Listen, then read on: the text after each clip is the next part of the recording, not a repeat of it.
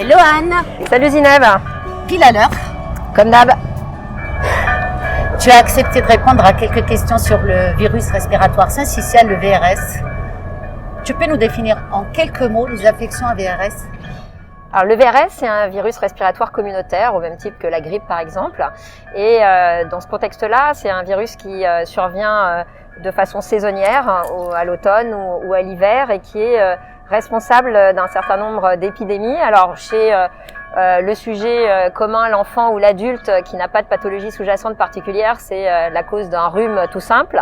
Mais par contre, ça peut être plus sévère, en particulier chez les nourrissons, et c'est à l'origine des bronchiolites AVRS de l'automne, et chez des patients qui nous concernent plus, à Saint-Louis, les patients d'hématologie, en particulier les greffés de moelle, qui peuvent faire des infections très sévères.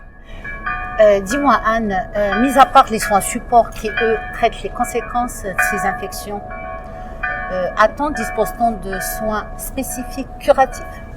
Malheureusement non, pour les infections sévères c'est un peu compliqué. On a bien la ribavirine, c'est un antiviral à large spectre mais qui n'est pas spécifique du VRS et dont l'efficacité n'a pas été clairement démontrée dans ces populations de patients à risque que sont les greffés de moelle. Justement, concernant la recherche, l'innovation thérapeutique, tu as ramené aussi ici un certain nombre d'essais cliniques, notamment avec les laboratoires Gilead et Johnson & Johnson. Tu peux nous rappeler, mais brièvement, l'objectif principal de ces essais innovants? Ces essais ont pour but d'évaluer des nouvelles classes médicamenteuses anti-VRS, en particulier chez les patients greffés de moelle, et l'objectif est d'essayer de faire qu'ils développent des infections peu sévères, et notamment que ceux qui développent un rhume n'évoluent pas vers une pneumonie ou vers une détresse respiratoire, ou a fortiori décèdent. Donc c'est des nouvelles molécules qui ont pour but d'éviter l'entrée du virus dans la cellule épithéliale respiratoire où il va se répliquer et entretenir cette infection et voire l'aggraver. Et de ce fait, il faut traiter relativement tôt ces patients pour que ça puisse être efficace. Je suppose qu'il est très difficile de capter les patients dès les premiers symptômes. C'est vraiment difficile. En fait, c'est ça la grosse problématique de ces essais cliniques et de l'application évidemment dans la vraie vie.